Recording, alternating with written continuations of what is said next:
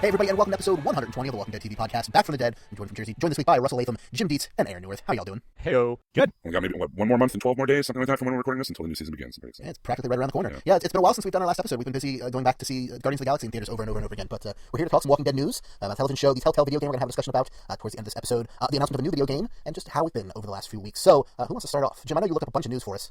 You were sniffing out the sleuthing clues, and that doesn't make any sense in the sentence, but it was still alliterative. So, go ahead. Well, I know we're going to have a big discussion about the end of the season, the Telltale game, later on in the episode, because you and Aaron and myself have finished the season finale there. But we also, I wanted to mention that Overkill Studios announced during San Diego Comic-Con that they're partnering with Skybound, thank you, Robert Kirkman's production house, to create a new Walking Dead video game for next generation consoles and PC. This is a studio that did the cooperative heist game called Payday, Payday 2 for the PlayStation.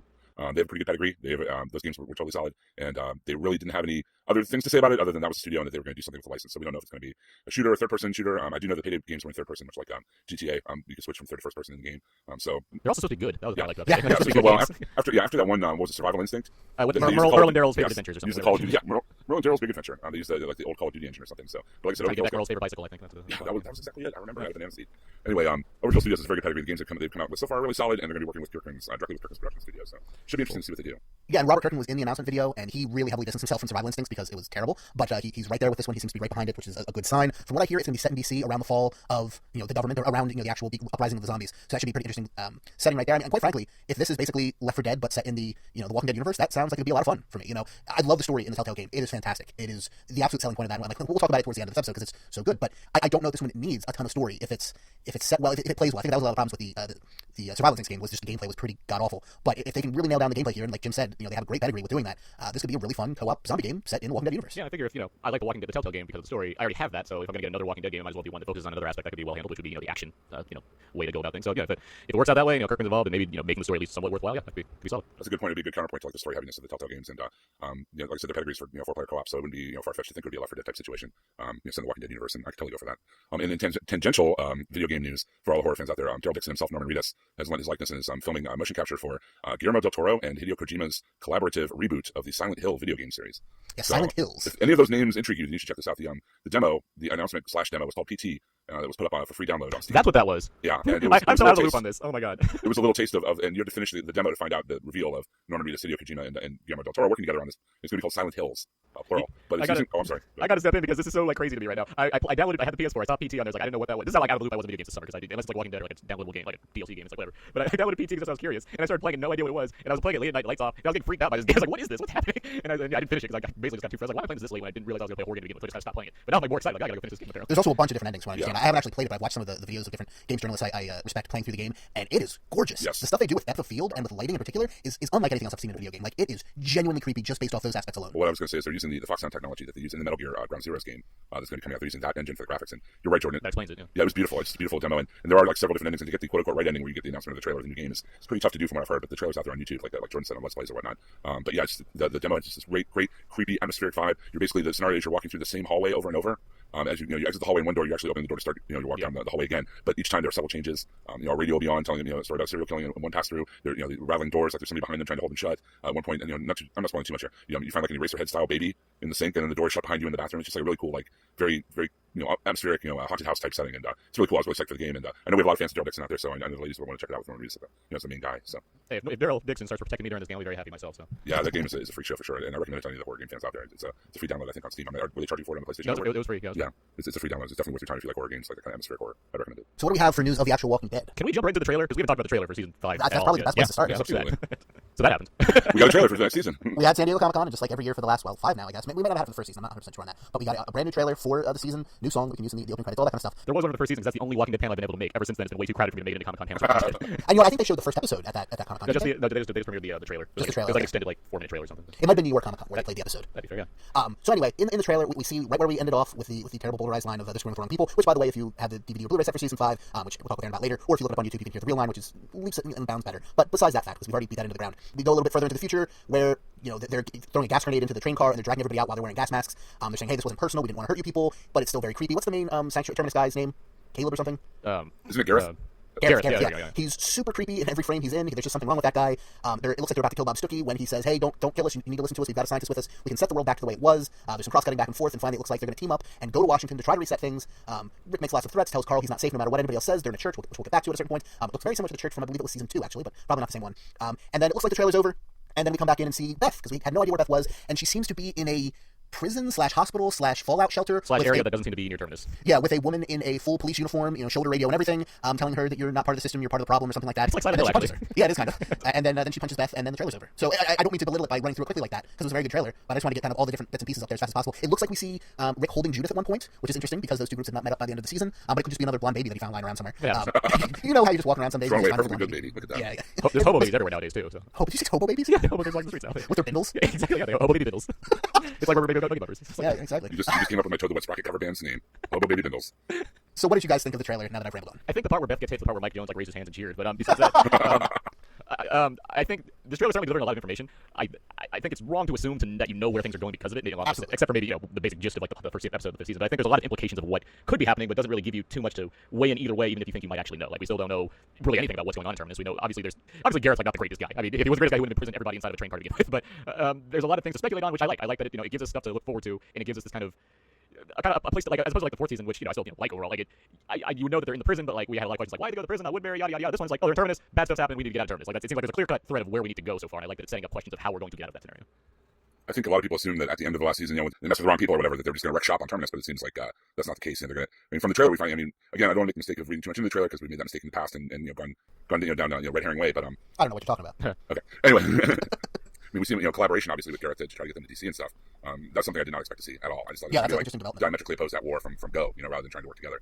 I don't know. The Beth thing just seemed kind of weird, and I wasn't sure. I mean, I guess she could be at Terminus, but I mean, Aaron thinks not. I mean.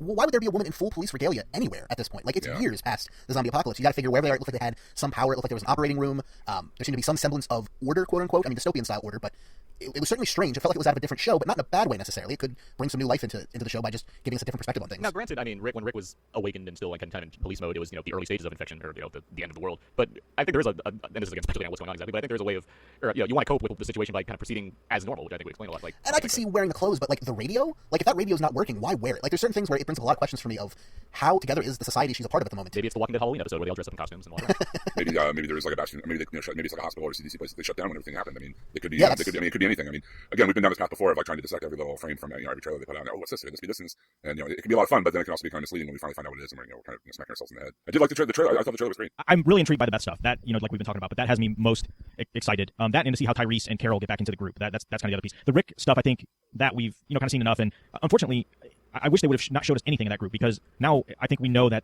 them getting out of the train car is probably going to be a somewhat it's not going to be like some bloodbath or some fighting out of it. It sounds like they find a way to talk their way out of it, or that somebody comes in and interrupts that process. So I'm really intrigued by the Beth and the Tyrese stuff more so than anything, I think. There are more hints of cannibalism in the trailer. Yes. I don't want to get into it too much, but where Rick is still kind of out of it, it seems, and he sees kind of murky things in the distance where it looks almost like people cutting up bodies, but that could be a lot of things. What else is there that I'm missing in the trailer that we should probably mention? There's hints of some character deaths, I would say. Anybody in particular? No, Bob. Oh, yeah, okay. Bob's obviously how Bob looks like, but, which I could see happening just because he doesn't seem like a pivotal character necessarily, but one that like if you sacrifice, you kind of feel bad for because of the development for him, but not one that's essential to the series. So. Yeah, I like Bob. I wouldn't want to see him go, but I see what you mean. Yeah. There's that scene of Daryl and Glenn where they're kind of on their knees, and the guys in the background look like they kind of have almost like butchers aprons on or splatter aprons or something like that. So I'm wondering if that's maybe like a flashback. Perhaps. But I guess there has been speculation about Daryl, not exactly, but there's like weird rumors about Daryl dying in this like season or whatever. So I guess it automatically makes this point moot. But like, what if Daryl gets killed in the pilot in the first episode of season 5? There'd just be riots. It'd just be chaos everywhere. So is that all the trailer analysis we've got? Well, I mean, without reading into it too much, I mean, like casting. Talk about. Yeah, let's get into some casting Awesome. news here. This could include spoilers, simply because of the fact that new characters will be coming into the show. But you've been warned. We're going to try to stay as spoiler-free as possible, but these people will be joining the show in some capacity. Before we get to that casting news, it's Jordan again through the power of editing. Before we get to that casting news, we got an ad to read, and we recorded it during the episode. But for some reason, that's the one section that didn't fully record. But you're not getting off that easy. Hey, we got bills to pay. Yes, we know. You know our sponsor by now. It's Discount Comic Book Service at DCBService.com. But if you haven't checked them out yet, what is wrong with you? Are you some kind of commie or something? Because that's the only thing that makes sense if you haven't checked them out yet. Hey, you're watching The Walking Dead. You want to check out The Walking Dead comics? Or hey, did you catch the biggest movie of the summer, Guardians of the Galaxy, and want to go back and check out some of those comics? Trust me, the run you're looking for is the 2008 run by Dan Abnett and Andy Lanning. It's awesome. If you like that movie, check out that run. You won't be disappointed. Or is it Captain America? Or is it Superman? Or is it Batman? Or is it something just comic book related? Do you want a Spider-Man hoodie? Do you want some kind of knickknack for your desk? If you can imagine it and it's nerd and comic book related, there's a good chance you can get it at super deep discounts at DCBService.com. Go to DCBService.com, check out Discount Comic Book Service, let them know we sent you, and get great deals on the nerd stuff you were already going to buy because it's awesome. And you're a nerd, trust me. I know you don't want to admit it, but you're listening to the show. You're just like us. You're a nerd, and there's nothing wrong with that. So channel that energy into checking out the awesome stuff at DCBService.com and letting them know we sent you. All right, back to the episode with our first bit of cast. Seth Gilliam from The Wire. Another Wire actor coming into The Walking Dead. I like Carver too. Like him and I forget his partner's name. The two of them that were always kind of into trouble and not dirty, but just like kind of. I forgot his name too. Like that's about And he will be playing the preacher. Is that correct? correct. Father Gabriel, yes. Father Gabriel. had many sons. We don't know exactly whether this will follow the comic version of that character or not, but it is a previously existing comic book character. And like I said, we do see a church in the trailer, presumably his church, but maybe not. Maybe they'll just be going on a church pub crawl type adventure this season. But there could be some foreshadowing of it right there. It's interesting that Sorry, Herc is the name of the partner on the wire. just reading an interview with him, he said that he only read the comic up to the issue in which his character is introduced. Because he says in the interview, he discovered from reading about the show that oftentimes characters' names and journeys are kind of crisscrossed and mismatched. So I thought I read too much. I might be giving myself information that would be useless or outright wrong. Interesting. Yeah, it sounds like I you think read. makes perfect sense. I've always wondered Yeah. actually how much of the comics the actors have read. You know what I mean?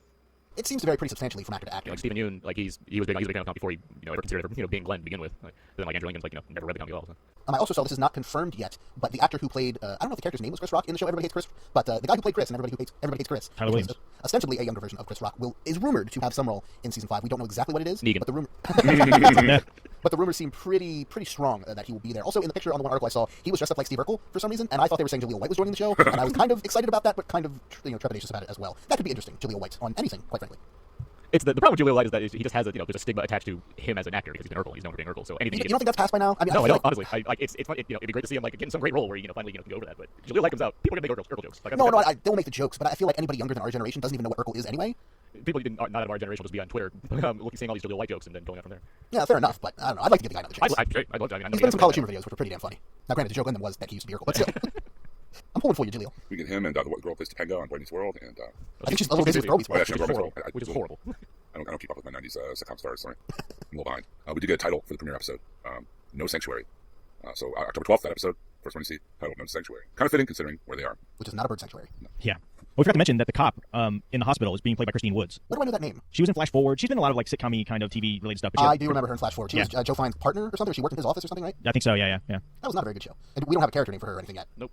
No. Yeah, it's a little weird. Like, we don't have nearly as much casting, I don't feel, news as we've had in the past. Well, they're about due for some people to die. I mean, the cast is pretty big right now, if you think about it. So, Oh, I don't disagree. It's I mean, I don't know. You know how the show goes. I wanted to recommend really quick. I don't know if anybody saw the debut at San Diego Comic Con, the new McFarlane Walking Dead playsets, I guess is the best way to describe Oh, it. I got a Blocks. person. I was there. I told the person told me exactly about them. It's like a Lego version of the McFarlane toys, essentially. Right. And the City Blocks kind of, they look really great. I mean, I definitely am interested in them. You said you saw them in person. Yeah. They had the sets there, and they had them like both in built form and then in pieces form. The McFarlane toys person was telling me all about. Yeah, it's just like they're McFarlane, like they're little miniature models of McFarlane, like not full scale, but not full scale. They're not the traditional size McFarlane toys, but they're more kind of akin to Legos. And you build these kind of sets from like they had Daryl Dixon on a motorcycle one. They had a governor.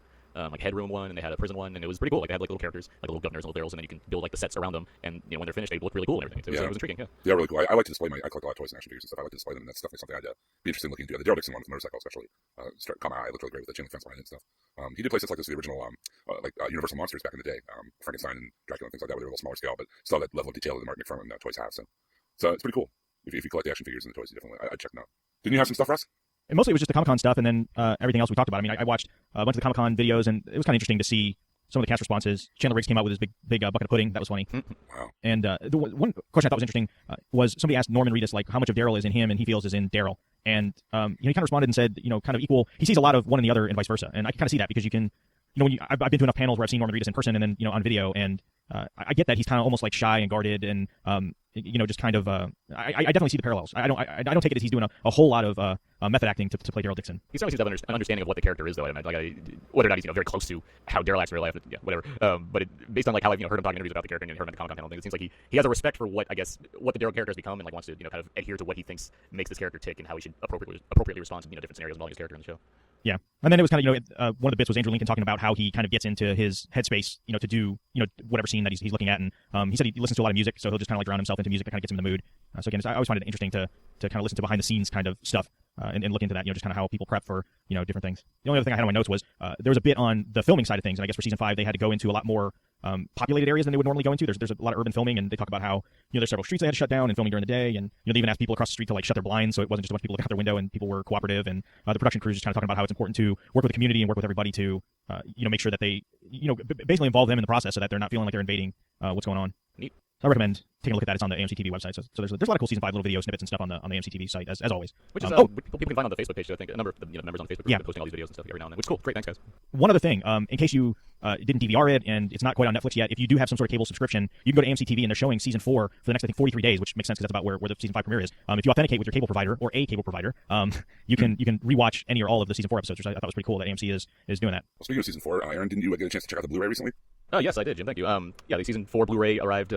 I guess it doesn't matter because we're recording this after the fact. But yeah, it arrived recently, and I got to check out the entire Blu-ray set. I will say this is a step up from last year's set in terms of like bonus content. I remember being a bit underwhelmed by all the stuff they're throwing in there. The new set has a lot of good stuff on there. It's like 5 discs, and the first 4 discs are all the episodes of the season. The last disc is all supplements, it's all extra features. This one, like, it has a lot of stuff available like after the Walking Dead episode came out. Like you can go online and see a lot of little, like mini webisodes, little bonus behind the scenes content for each episode. And they basically they've taken all that and put that on the 5th disc here. So like every episode has like a little like a bonus making of point and a bonus just like behind like the concept of the episode, which like if you haven't seen already, it's cool. You know, if you have it on Blu-ray, nice, you can watch it whenever. At the same time, there's also several featurettes on that 5th disc as well. One that goes over Herschel, one that goes over the governor, just things like that. They just kind of add to the the season with how they're shaping it. Rick's arc is another topic of discussion, which is pretty cool. And then there's a lot of commentaries. There's a good like 5 or 6 or even 7 commentaries on this season, which is as a fan of commentaries, I'm listening to them, not just recording them. I'm a fan of hearing what people have to say about things like that. And so yeah, there's a good number of commentaries. The thing that there's 2 things to point out. One, the episode Still, which is the one that features Beth and Daryl for like the majority of it, where they're in the Still, and they burn down the house at the end. One of my least favorite episodes of the season, which most of you guys love more than me. That one has 2 different commentaries, which I was like, I gotta watch the episode twice now. So see both the one with like Norman Reed talking about the episode with the writer of the episode and Emily Kinney talking about the episode with the director of the episode. And the other thing is Andrew Lincoln's on an episode. He did a commentary with Scott Gimple for The Grove, an episode he's not featured in. But that is interesting. But the reason this is interesting is they're really interesting is because Andrew Lincoln's never watched an episode of The Walking Dead before doing this commentary. That was the first time he ever watched a full episode of The Walking Dead doing that commentary. I guess it makes sense because he doesn't like to watch himself act, which is why he probably chose The Grove. And he's in most of the episodes, so yeah. No. Well, The Grove, not The Grove, he's not in at all. Well, that's what I'm saying. It's one of the few that he's not. So, yeah, so he got to kind of go around that, I guess. But yeah, that was interesting to listen to just because Andrew Lincoln being involved in a commentary and let alone for the first time ever listening to or watching an episode of the TV series. And like Gimple's constantly like chiding him, telling him like watch more now. You need to go back, watch more episodes. How dare you? Like it's an entertaining one. It's a pretty good show. You should check it out. But and he swears a lot too if you're into that. Andrew Lincoln's big on swearing. He asks permission and they say yeah, go for it. And he starts to go storm. Nice. But yeah, the Blu-ray set. It's if you've been buying the Walking Dead Blu-ray so far, this is another one to add to your collection. It's a good solid set. The audio and picture quality is very good. As the reviewer on Liza Lou site that I also write for, Brian, he wrote a whole big long review about the Walking Dead. It holds true because the show looks great on HD on television when it's aired live. But when you put it on Blu-ray, you can really see how great of a show like production-wise it is because seeing like the clarity of these zombie effects and whatnot, especially for the practical makeup. Like it's great. It's a great set too. It's a great show to watch in terms of the filmmaking aesthetics that go into it. And it's out now. I know there's that special collector's edition that's like the Tree Walker. So like every season has a kind of special like case to come in. Like season 2 had the screwdriver head, and the season 3 had the wall of heads from the governor's side. This one has the Tree Walker. If you don't mind not having shelf room for your Blu-rays, yeah, go for that set. It's big and elaborate. I didn't get that because I don't need any of that in my life, but go for it. I guess I've seen videos of it. It looks pretty cool. I'm just glad they added more commentaries and more behind the scenes stuff. I mean, that's the real reason I buy Blu-rays. For sure. I know Russ feels the same way. I mean, I'm sucker for that kind of stuff. And I believe those episodes are on there. I can't recall offhand if they aren't there. I imagine they should be. It makes sense. Speaking of which, we haven't got episodes yet, but those always seem to come October. I think we always complain about the fact that we haven't got episodes, and then we realize, oh yeah, that's right, it comes out the first week of October. So get that out of the way now, I guess. It'll be the history of the Tree Walker. It'll just be stop motion of that zombie there as the tree just grows around. It'll be like the end of that Futurama episode with Jurassic Park, except with the Tree Walker instead, and way sadder. Should we talk about the Daryl Dixon gay thing? I love it. I don't even. It's like such a non-story kind of. It is. In a way, it's like such like a story that's not even really a story. It's like Scott Gimple and Kirkman being coy about Daryl Dixon's sexual orientation. That's pretty much the entire story right there. Yeah, that's it. It's people that are shipping Beth and Daryl that got bored and are like, well, since no one told us that he's not gay, yeah.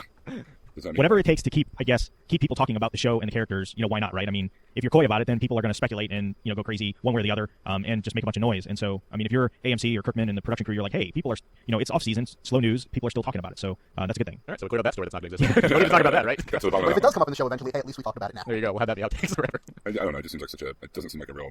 It's like I don't know. All the different hubbubs that come up, in the fanboy press, just for the sake of some clickbait or whatever. I don't know. Yeah, I mean, there's nothing to me. There's nothing in the show that's really led me to believe that he is. But by the same token, there's not a whole lot that would lead me to believe that he isn't. So it just it really doesn't matter. Like I don't know. I don't know. That's where I am. It doesn't really matter to me.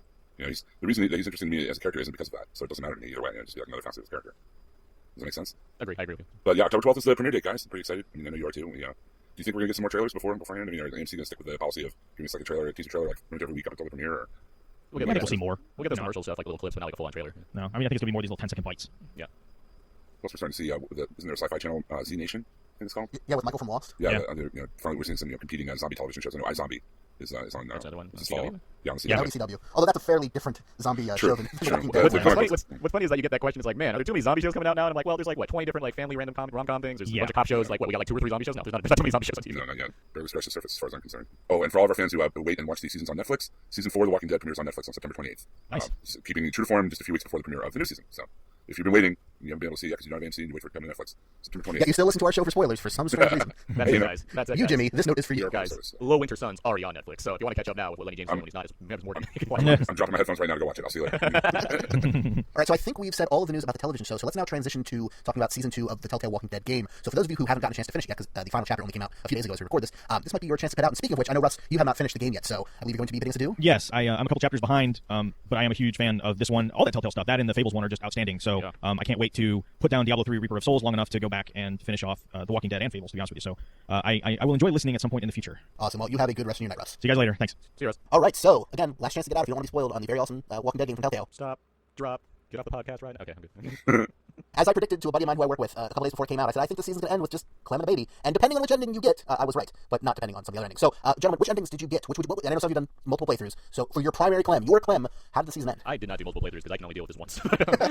In a good way. Yeah. I guess because I'm curious how different everything is, but I ended up shooting Kenny, going with Jane back to where the where Michael Madsen. Carver, Carver, the name of the town was. Yeah, but I went back to the Carver's like homestead. We got inside there, and there's another like we're like looking around like, hey, what are we gonna do now? And then like a random family comes out. It's like a small boy and like two adults, like the father and the mother. And we had the option of like either saying go away or come in, and we invited them in. So it's myself, or it's like Clementine, Jane, and this new random family, and we're in the Carver's place. Wow. Jim, how did your season end? Mine ended with when Kenny and Jane fight. I shot Jane, and then Kenny basically, we found the baby in the car, and then Kenny basically told me that he, and my Clementine's like didn't want Kenny to come with her, and it was her and the baby alone, her and AJ alone. Walking away, and Kenny agrees. He's like, you're right. I'm not myself. I can't be trusted. You're right. You'll be fine. Clementine on your own. And then it was just Clementine walking away with the baby by herself. And then there's a scene, like a cut scene after that, of her coming across the field with a bunch of walkers and smearing like zombie juice from a fallen walker on her and the baby. And that was the way my game ended. Yeah, which is I was saying this to Jim before we started recording, but kind of a very dark mirror of the already very dark ending from the first season. This game is so heartbreaking. I mean, for the people who haven't, if you're listening to this, I imagine you played it or you don't care about spoilers, but I mean, the decisions you have to make and then live, it's not even the decisions you have to make, it's that you have to live with them after, and the consequences that they bring about. And sometimes, a lot of times, there are a lot of unforeseen consequences that new decisions bring about. And I mean, some of these characters, I think, are just as, if not more, realized than some of the characters in the show. I mean, Clementine especially. That's very little debate for me there. I think the writing's much stronger in this video game than it is in the TV series. But it definitely has that brutality, that survival mentality that the comic has, that the show has. It's definitely a Walking Dead game, and it's definitely, in my mind anyway, much more adapted from the comics than the show. Oh, easily, yeah. Especially with that tone much better, yes. The visual style, the cell shading, and even the credits and everything are from the comic. I've said many times that I think that the game, especially during season 1, was my favorite way to digest the Walking Dead universe over the comics and over the TV series. And I think gameplay-wise, this second season was superior to the first. They made a lot of subtle changes that really improved the game and really refined a lot of the stuff that was, I don't want to say bad in the first season, but just not as good as everything else. And they learned a lot from both season 1 and also The Wolf Among Us, the Fables game from Telltale. Some of the same mechanics they implemented from that game. I thought it worked really well. I didn't say my ending yet, though. In my ending, I shot Kenny, and then I left Jane in the dust. And Clem and I might have shot Jane. I don't remember if I shot Kenny and then shot Jane. I know my Clem definitely said, after Jane revealed that it was all a ploy and that AJ was just fine, Clem finally did what I wanted her to do for a long time and said, you're fucking crazy, which I think that's the first time we ever hear her use that particular word in the game. And then she leaves with AJ, and it's the same cutscene that Jim got at the end. Was this a surprise to you that it was a ploy? Because I thought that was so obvious to me. Like, for me, it was very obvious, but I could totally buy that Clem being 12 or whatever. Oh, yeah, in that respect, yeah, I get. Well, it was more, I guess, Clem's reaction to it that surprised me that she didn't realize that. Like, just based on how Jane was acting about the situation, it just seems so obvious. Like, clearly she just hid the baby somewhere to see. Because like the way she phrases it to Clem, in anticipation of what Kenny's gonna do, it just seems like I just wanted a reaction. It's like, all right, yeah, you clearly didn't kill this child, and I thought Clem, I guess, somewhat wised up to this fact, but then she's like super surprised that the baby's actually still alive, and that threw me off. It's like, really, I thought we were on the same joke here, Clem. I thought that's kind of where we were. The hilarious baby death joke. So funny. You know those. Let's just talk about some of the other stuff from this chapter and the season in general. Did you steal from Arvo, or did you make Jane give the stuff back? I'm gonna give it back. I did too. So did I. At what point did Sarah die in your playthrough? Of the many times she can die, how far did you get her through the game? This sorry. Don't hold back. Tell us how you really feel. I rescued her from she was crouching in a corner, and we got her through a skylight. I got her through that. It was when she was when the whole the balcony started collapsing, and she fell under that. And I did everything I could to get this girl rescued, and she still died. I made Jane go after her and everything, and she still died. That's when she died. So I did everything I could to rescue this idiot, even though I get that she's challenged. I think she's sheltered. She's sheltered. I think there's something a little more going on there too, but it's not explicitly spelled out necessarily. But yeah, that girl, she was, despite my efforts, she perished. I guess in the last possible scenario, she could have perished. And it's just, I don't know. I hate escort missions in any context. Well, except for the first season. I mean, the first season basically is one giant escort mission. I know, but it's an escort mission game. It's one of the best games ever made. No, that's true. I hope to play it someday. But yeah, I did not survive. I don't think I kept her alive as long as Aaron did.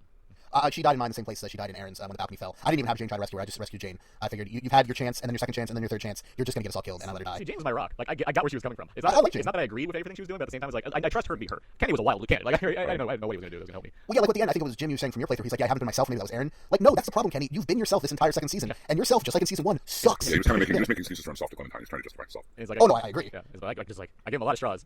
It's like, oh, yeah, the last one. The only reason you're still around is because I know you, and I at least know in which ways you're unpredictable. I can't predict exactly what you're going to do, but I can predict you'll be unpredictable. There's some interesting stats too on the percentage of what people made as far as choices in this game. If you want to hear it.